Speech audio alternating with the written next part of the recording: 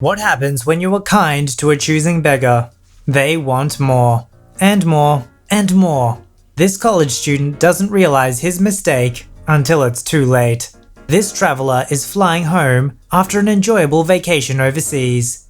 Enter this woman who doesn't seem to understand why everything can't be done her way. And our fan-submitted story. A nursing student is working at a hospital when she's ambushed by another nurse who wants something out of her. What crazy things does this nurse try to do to get what she wants? You'll only find out by watching this episode of VoiceyHere's Choosing Beggars. This story was called, "You Mowed My Lawn in the Past. Why not just keep doing it for free? Get a better job so you can afford a ride-on mower."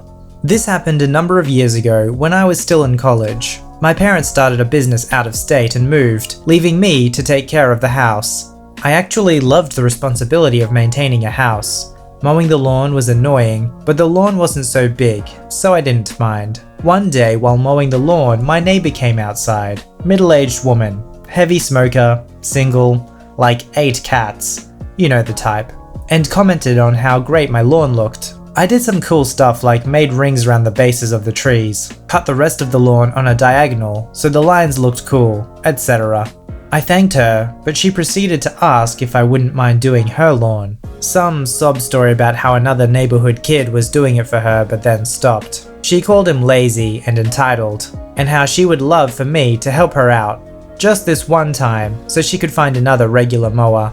I agreed since it would only be a one-time thing. Big mistake. From that day on, whenever I fired up my lawnmower, she came running out to beg me to do her lawn one last time. Happened maybe 6 times total before I got fed up. I'm generally a nice guy and don't like confrontation, but this had to stop. I decided to do my entire lawn with an edge trimmer one day, and sure enough, she comes running out, but was perplexed when she didn't see the mower. "What happened to your lawnmower? I was hoping you could help me out again with my lawn." "Sorry, mower broke down." It was a lie. "Looks like I have to do the whole yard with this from now on." "Wow, that sucks. Looks like you'll be working well into the night. Anyway, thanks again." She turns around to walk back inside and I yell out, "I'm sorry? Were you expecting me to do your lawn as well?" "No, sorry, but it's gonna take me a few hours to get my lawn done. Your lawn is a bit bigger, so there's no way I can do it too." "It won't be too much extra work. You're so used to doing my lawn by now. It won't be too much trouble for you to continue, right?" "Yes, it would. I've got plans tonight anyway." "But you've been doing it for weeks now. Why are you quitting on me? You don't want my lawn to be an eyesore in the community, do you?" "Again, I'm sorry, but that's not my concern. I told you my mower is broken. Plus you said it would be a one-time deal, so you will have to hire a new lawn service." "Hire service? You mean pay? What?" "I never pay for my lawn care. I'm on disability. The other neighbor kid was helping me out, but he wanted money too. Lazy and entitled is what he is. Has no one ever heard of respecting their elders?" She's maybe 40 or 45 years old, by the way. "I would be happy to do it if you paid me, but my back is killing me doing the yard with this edge trimmer. I'm sorry, but I can't help you out with your yard anymore." "Well, get your lawnmower fixed. Doesn't take a genius to figure that out. And you sound like the neighbor kid. Asking to get paid? Not everything's about money, you know. Entitled brat," referring to the neighbor kid. "You can even buy a new mower. Get one of those ride-on mowers so you can get our lawns done in half the time." "Those cost thousands of dollars. I'm in college and working at a pizza place. I can't afford that." "Not my problem. I'm not the one making you work at a pizza place. Get your life together. Get a better job and make more money. That way you can afford to get a new mower." "What am I supposed to do now?" "Hire a lawn service." She glared at me after that last part, then stormed inside. Her lawn overgrew for a few weeks, until sure enough, one day, a lawn service came to mow her lawn. So she had the money to pay for lawn care. She just didn't want to. My parents sold the house within the year anyway, so I never saw her again. This is the ridiculous thing about the arguments these people make, is they claim to be like, well, why should money matter? Why does it matter to you so much? Well then if it doesn't matter to you, just pay them. If you don't care about the money, then you shouldn't care if you pay them for it. Your very argument of saying it's not about the money, but then not wanting to pay the money, defeats your own argument and shows you to be a complete hypocrite. This story was called, "Why Can't I Use My American Money in Japan?" I was at Haneda Airport a week ago flying home after an amazing vacation in Japan.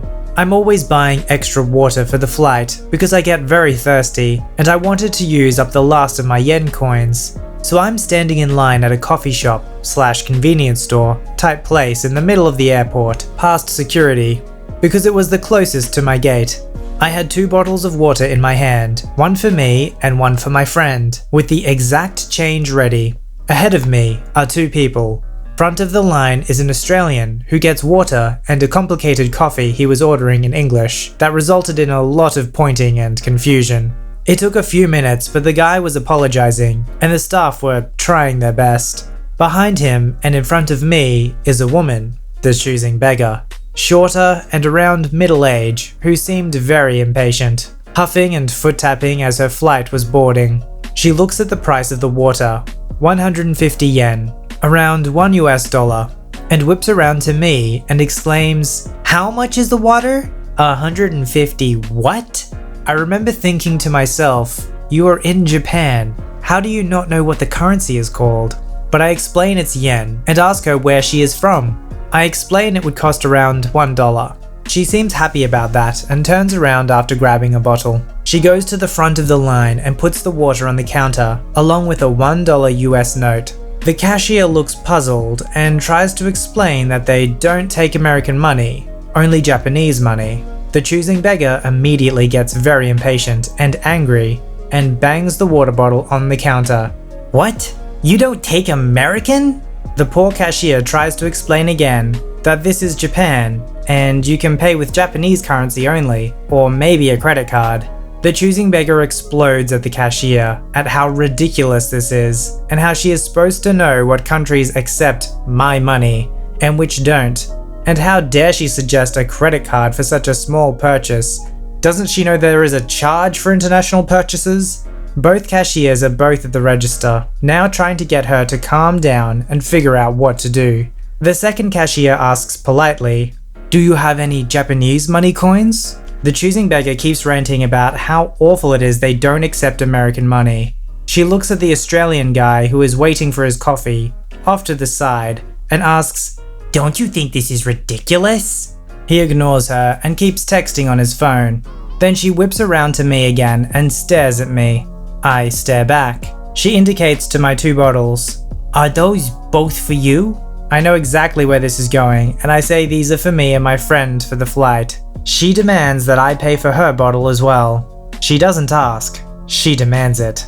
That would mean breaking my last 5,000 yen note, and I am not going to do that for a rude, ignorant woman who isn't smart enough to get local currency, then take out her temper on the poor cashier. I tell her, "I'm sorry, I only have exact change, and I need this water for my flight." She looks back at the cashiers and then back to me and splutters, "Well, what do you expect me to do?" I shrug my shoulders and indicate to a water fountain on the wall a few meters down the way from where we are all standing. She looks back at the cashiers expectantly. Then when they do nothing, she snatches up her $1 bill and seethes, "Thanks for nothing," and storms off to the fountain. I don't understand her mentality. Who goes to another country and expects them to take a random country's money? It's just pure laziness on the lady's part. She probably likes the idea of going to a foreign country, but wants all the same conveniences of her own country. But that's just not gonna be reality. There are actually credit card plans you can go on that don't charge international fees. So if she'd just done a little bit of research, she could have actually gotten a credit card that actually wouldn't have that problem. Or at the very least, exchange some of her currency, just some, for the local currency. It sounds like this was her flight to leave Japan, so that means the whole time, she wasn't even the one making purchases, it must have been somebody else. So this sounds like a very lazy, dependent woman who doesn't take any personal responsibility. I'm surprised she survived an international trip. This fan-submitted story was called "Choosing Beggar Tries to Bully Me into Making Her a King-Sized Blanket After I Refused to Give Her the Scarf I Made for Free." This happened today at work, and I'm still reeling from it. I'm a nursing student, and am currently on my final rotation before I graduate. I also crochet. I bring my projects along with me as I get to my placement super early because I have to bus, and it's the only time I can get there. And I'd rather do something with my time than spend it on my phone. I got this amazing, almost dark peacock themed yarn at the local dollar store and bought enough to make me a scarf, and was just enough for me to make the scarf to my preferred length, super long. When I leave the house for morning shift, it's often below zero, so I wear the jacket I made last year and my new scarf as I walk to the bus and then to work. This happened this morning, before handover. Handover starts at 06:45 and goes for 30 minutes on my ward. We have over 30 beds and all of them are full, and this requires time to hand over, especially in an acute ward. I got there at 5:30 because I'm a moron. I decided to have a nap because I was exhausted, and then work on my beanie I'm working on to complete this look, when my co-worker, the choosing beggar, walks in at about 06:15. Oh my gosh, what an amazing scarf! Where did you get it? I'm still groggy from my nap. Oh, thanks. I made it. Wow, it's so soft. They reach over to touch it before pulling it away from my neck as I was still wearing it. I'm slow in the mornings and it takes me a minute to process what has happened. I don't like people touching my projects, complete or not, without permission. Once whoever has paid for it has it, they can do what they like. But when it's in my possession, I am very protective as I put my heart and soul into every project.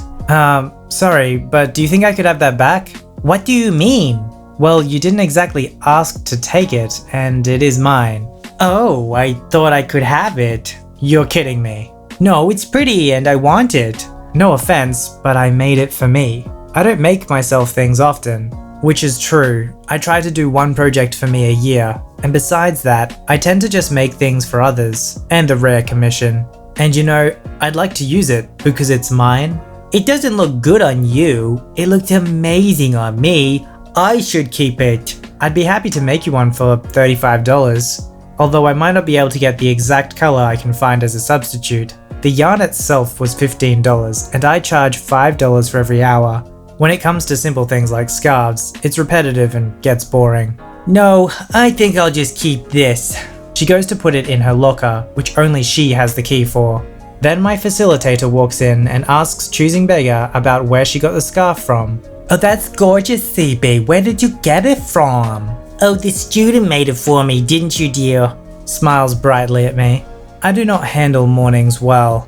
The only time I will stand up for myself is when I've just finished night shift, or when I'm on morning shifts as, generally speaking, my brain is yet to activate prior to handover, and I have no mouth filter. Actually, I made it for me. Can I please have it back now, rather than putting it in your locker? Choosing Beggar glares at me as she tosses it in my direction. Facilitator knows that I'm a bit touchy about my projects and asks to feel it, and we spend 10 minutes or so talking about my latest projects, how I was finding the ward, etc. When the allocations are read out, I'm in the next room to CB, and I just make a vow not to discuss anything outside of anything nursing related, or to ask if she needed something like OBS to be completed, etc. Mornings are always hectic, so by the time we've done our first lot of OBS and the meds for 5 patients, me and my preceptor break up and start helping others, drifting.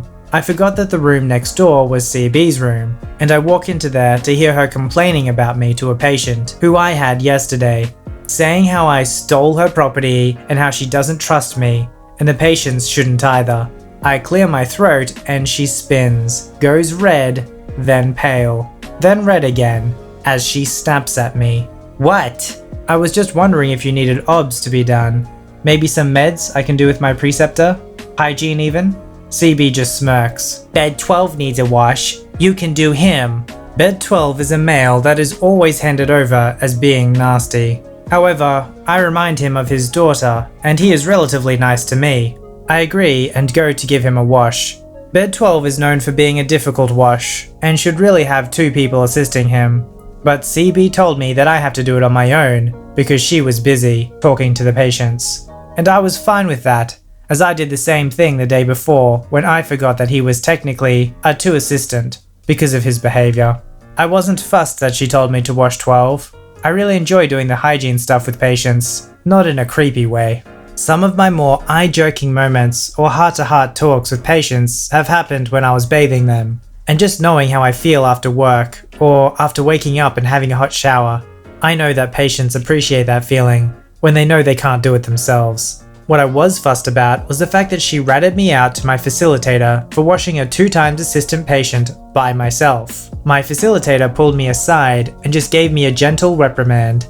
I explained that I'd done it yesterday with no hassle, and that I knew I was fine today. I did not rat out CB, but I did agree that next time I'd ask for help, and thanked facilitator for her feedback and concern that I may have put myself in harm's way. I went back into the Choosing Beggars room just before my meal break and asked if she had anything that she needed before we left for the 30-minute break. She asked me to assist bed 13 into her chair as she sorted her tray out for lunch. I really did like that scarf. You sure I can't have it? Look, I'd be more than happy to commission one for you, but that one is mine. Can I have one for free? I'm sorry, but I don't have the funds to really do that. And plus, I don't know you that well. The only things I make for free are for friends' birthdays, or if they desperately need something and I can provide. We're friends, right? I didn't answer that, and she followed up with, well? The patient speaks up. I think that perhaps the way you spoke about her and set her up to get into trouble shows that if you were friends, you wouldn't be a very good one. Choosing Beggar huffs and indicates that she wants to talk to me in private. What's up? Okay, look, I really need a scarf. Can you just make me one? Otherwise I'll tell facilitator that you tried to give medication without a preceptor. An immediate expulsion would occur if proof was found. Giving meds as a student unsupervised is a massive no-no. Knowing my facilitator knew that I wasn't the sort to do that, and that I was over-precautious with anything to do with meds anyway, no, I can't. Listen, you're either going to make me a scarf and a blanket for me, otherwise I'm gonna tell facilitator that you gave bed 12 a Tarjan. It's a drug that's locked up that I have no access to. Knowing that my butt was in the clear regardless, as bed 12 didn't have any Tarjan written up and that there was no way for me to even get into the dangerous drugs cupboard. What do you want? She was smirking, thinking she got her way. I want a king-sized blanket, gray and blue, made from 100% alpaca wool, and I want it by next week. Which would have been impossible. And I want your scarf. Sure, you can have it. CB smirks. For $500. Side note for all those who think that's too much, I have a douchebag fee. But also I knew that the yarn she wanted for that size blanket would have been at least $350. I want it for free. Otherwise, you'll never be a nurse, and you'll be thrown out of here for breaking your scope of practice. I shrug. Bed 12 doesn't have any Tarjan charter for him. He's not in for chronic pain. He doesn't even know what it is. Also, as a student, I don't have access to the dangerous drug cupboard or the room that it's stored in.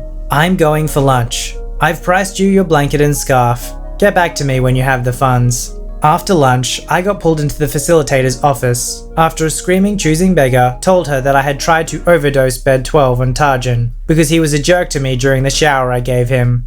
Not only did bed 13 back me up and told facilitator what Choosing Beggar had told me when we were near her, she also told facilitator what Choosing Beggar said to me outside in the corridor, because she said it right outside 13's cupboard.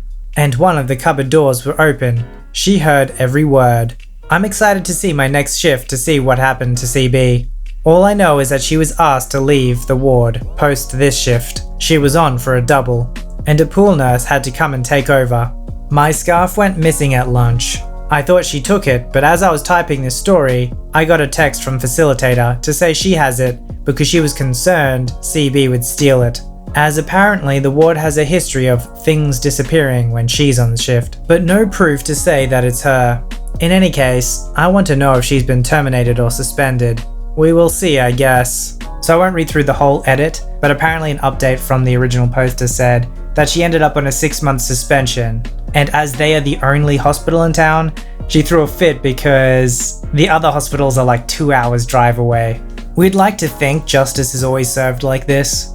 The terrifying thing is, if she lied about our hero, and they were the one who got suspended, there's not much she could do. So it's always heartwarming when we read a story like this, and we see that they get exactly what they deserve. She tried to kick someone else out and get them suspended, she gets suspended instead.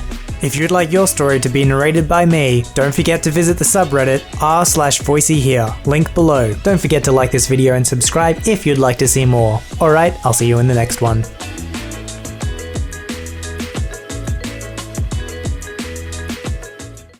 Hire service? You mean pay? What? I never pay for my lawn care.